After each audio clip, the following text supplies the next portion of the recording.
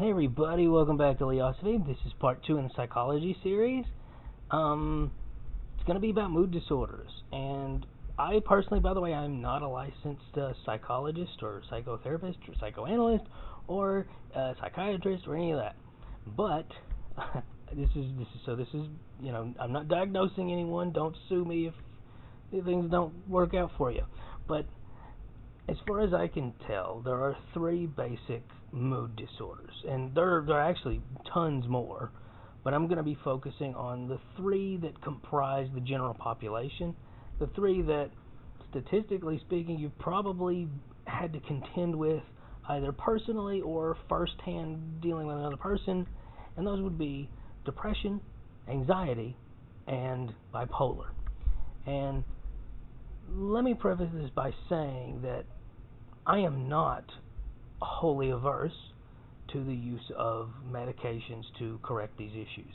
In fact, I think that in instances specifically of bipolar, medications are downright necessary, because if a person's moods are not stabilized, and they are purely because of imbalances in neurotransmitters, then it's only going to have an adverse effect on their life. So 100% staunch advocate for antidepressants for people who are truly depressed, anti-anxiety compounds for people who are truly anxious, and bipolar medications, aka mood stabilizers, for people who are bipolar. And just so you know, symptoms involving mood disorders coupled with more serious conditions like schizophrenia are not really mood disorders, even if some of those same medicines apply.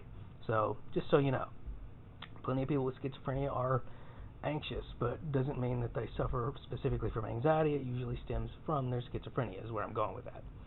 Well, the reason why I bring this up, though, is because, and this is a very difficult thing to tackle, but what causes depression? What causes anxiety? And I just mentioned that bipolar is due to specifically imbalances. And that's where we run into trouble with overdiagnosing and overtreating with medicines. A great example, and this is purely anecdotal, but I met a woman once a very young woman, early 20s, and she had been on antidepressants since she was 8 years old. And when I asked her, what was the trigger for that, expecting it to be some extremely dismal story involving self-harm or just something really, really negative, she very casually said, "Oh, my grandma died." And I was sad, and so I wasn't doing that great in school. And that was it. That was the reason. That's not depression, that's grief. And instead of working through it properly, she just was on medicine indefinitely. That's not to say that she hands down didn't have a serotonin imbalance. By the way, that's the big issue with depression and anxiety and bipolar. Really, there's 3 compounds to look at: serotonin, dopamine, and adrenaline. Those are the big 3. With depression, adrenaline's not really much of a factor at all, but serotonin, generally, there's a lack of it. Either in the neurotransmitters themselves, they're not receiving enough, because there's literally not enough receptors, or a simple lack of the sheer amount of serotonin, which is why in the 80s, a lot of antidepressants were actually just basically ecstasy. And there are still lawsuits going on because of that, because people would feel wonderful. They no longer had anything wrong with them on Friday, and then Monday or Tuesday they were really bad off, and a lot of them took drastic measures as a result. But the issue with this is there are people who have a genetic predisposition to not producing enough either receptors or transmitters for serotonin, and as such they become depressed, and they suffer tremendously because of this. But let's face facts. Genetically, it's kind of like when people say that obesity is genetic. Did everybody in America in the 21st century descend from the world's fattest man? Because that's the only way you could argue that the obesity epidemic is because of genetics. It's impossible otherwise. Well, likewise, this epidemic of being prescribed antidepressants and of people being depressed, it's clearly not because of a genetic precursor to not producing enough serotonin, which means that it has to be environmental, either diet or just lifestyle. That's not the same thing. If and this is the tragic aspect about mood disorders. If I were to go to a doctor today and I said, "Doctor, my hand hurts," and I held it up and there's a knife through it, he would be crazy if he said, "Oh yeah, we need to get you on like opium forever," and that was it. Like just let me walk around with a knife in my hand, but I can't feel it anymore because I'm on opium. And yet that's what a lot of people do. Case in point, the woman I was talking about earlier, she wasn't depressed. She was sad for a reason.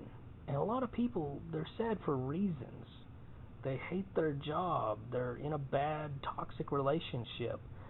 They're in a very artificially constructed environment that's bad for them. And the response is, we'll medicate you. That way you'll be a good little serf and you'll do what you're told and you won't complain about the ever increasingly negative life that you're living. And that's horrible. And it's gotten to a point now, like with all the stuff going on this year, there are psychiatrists now saying, like people who are licensed to improve people's lives, saying we just need to put lithium in the tap water. That'll keep everybody docile and drone-like.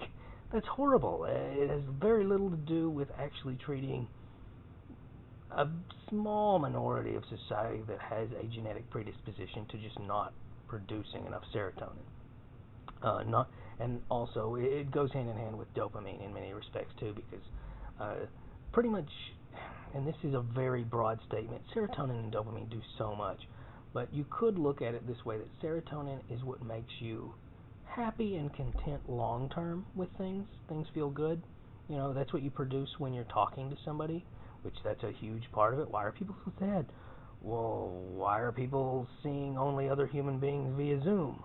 Why are people's interactions limited to transactions? Those are all reasons why people are sad. There's a reason why people medieval serfs in a 100-person village, you can go back to my video about the monkey sphere about that, and being a yeoman, why they lived much more contentedly than we do. It's because we're living in a very lab rat-like environment that's not genuine in the slightest.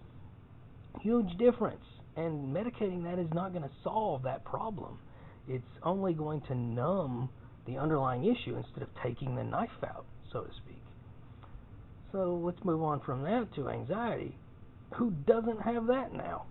And again, it's not because there are people with anxiety disorders. Mostly, even that, very, very, very rarely, while people may have a genetic predisposition to being anxious, it's generally 100% environmental. There's PTSD, there's anxiety from other life experiences. It usually stems from something negative.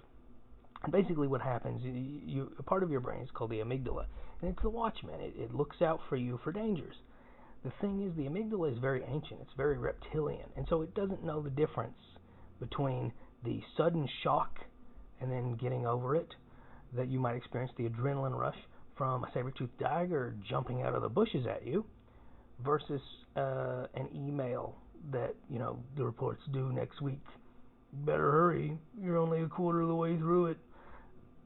The amygdala doesn't care. The amygdala just sees danger, and this is why people who, they're doing something normal. They're at dinner with friends, or they're watching television on the couch, or they're at work, and everything's fine, nothing's wrong, and then just all of a sudden they have like an anxiety attack.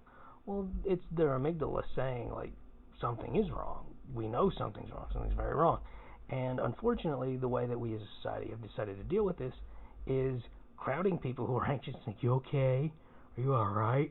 And bombarding them with sensory information. And that's another thing. We're bombarded every day with just so much information now that it's difficult for the reptile brain to really keep up with all the perceived threats and problems. Especially, earlier in the month, I told people, like, stop with this bad mental diet. Stop watching the news all the time. Stop indulging in negative things. Well, that's contributing to anxiety, hands down. But in my opinion, the best thing you can do for something like that, like an anxiety attack, is instead of taking Xanax, instead of taking anti-anxiety medicines, would be to flood. Flooding is where you sit still and you just let that adrenaline rush through you. It's awful, but nobody's ever died from it. And you just let it happen, and you even try to feel a sense of kindness towards it. Love that anxiety. Let it in. Accept it. Just know it's going to come and go. It's going to pass like a wave. If you can manage to do that, I know it's counterintuitive. Of course, you want to get up and leave the room. But if you get up and leave the room, you're training the amygdala. Like, yeah, we got out of that danger. We left the office cubicle for the break room, and now we're safe. And so the next time you're in the cubicle, you get a stronger anxiety attack. Well, if you do this flooding that I was talking about, it's weaker the subsequent time, and weaker and weaker, and you keep doing that, and ultimately, by embracing that anxiety, you get rid of it. Likewise, meditation, tremendously helpful. Doesn't matter what kind, really, in my opinion. It can be Vipassana, it can be mindfulness, it can be transcendental or any other mantra-type meditation. But those are all great things that can really help with actually both depression in the environmentally caused form and anxiety, which is almost exclusively an environmentally caused form. Those are really the things that I recommend most for dealing with those things. That, and of course, if things are really bad, therapy, but not treating it with medication. I think that throwing anti-anxiety medicine at anxiety when people have every reason. It's the same thing with people who are depressed because of the environment. We live in a society, but the reason why people are anxious, they have reason to be, and their body is warning them, like, you're in a situation you shouldn't be in. And of course, the status quo, this globo homo sort of thing, has decided, well, we don't want you to change. We don't want you to get out from under our thumb. You don't. No, you need to take these, so you just continue to do your job until you die. You do what we need you to do. Consume. That's sort of what the mainstream view of it is, and that's not a good thing. And then lastly, we come to bipolar. Bipolar is caused almost exclusively on a genetic level, and it's caused, and it can be absolutely exacerbated with heavy drugs, although that's been controversial.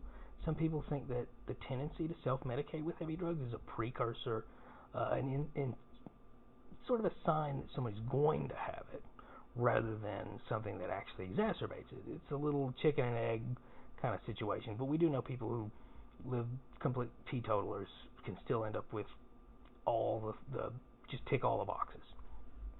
And pretty much what's happening with that is what you're ending up with is an abundance of serotonin and dopamine during some periods, which cause mania, which can be anxious, but it can also just be like alienating people because you think you're a rock star and nothing can go wrong, and let's start 5 new businesses this week and let's spend all the money and just blah. And then that's subsequently followed by a very black depression caused from the lack of those neurotransmitters. Now they're gone. You used them all up. It's kind of like spending all your paycheck the first week. That's sort of what happens in terms of neurotransmitters to people with bipolar. And so the real danger there is they make poor decisions when they're manic, and then they feel even worse about the consequences when they're depressed.